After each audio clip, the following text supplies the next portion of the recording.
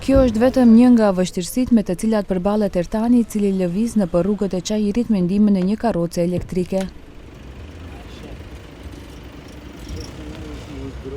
Kam dëshirë që njëre për gjithmonë të rregullohen kushtet e personave me nevojë të veçanta, sepse vetë jam këtë gjendje, këtë hall, dhe askush s'mund ta din më mirë se unë këtë kategori të njerëzve, sepse ballafaqona tërë jetën me karrocë elektrike.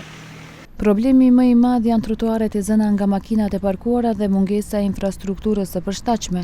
Jo të gjitha institucionet janë të qasshme për personat me aftësi të kufizuara, tregon Ertani.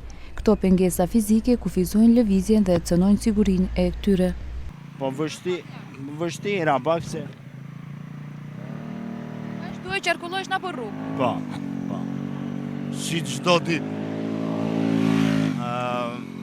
Do të thotë çdo ditë, çdo vjet që këto tema janë të personave me nevojë të veçanta.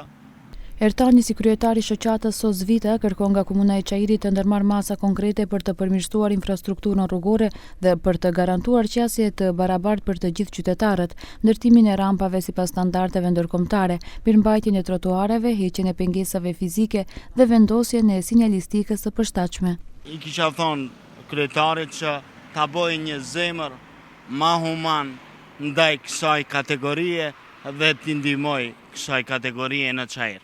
Nga Komuna e Çajirit thonë se shumica e rrugëve janë nën kompetencë të qytetit të Shkupit dhe se po bëjnë përpjekje të vazhdueshme për të përmirësuar qasjen e personave me aftësi të kufizuara. Kemi adresuar shumë kërkesa deri tek sektori për planifikim hapësinor dhe sektori për komunikacion pranë qytetit të Shkupit, ku është kërkuar qasje më konkrete në krijimin e kushteve për qarkullim të personave me nevoja të veçanta dhe komunikacionit rrugor në përgjithësi, por fatkeqësisht nga udhëheqësia paraprake nuk kemi pasur një angazhim të duhur për rregullimin e këtyre çështjeve.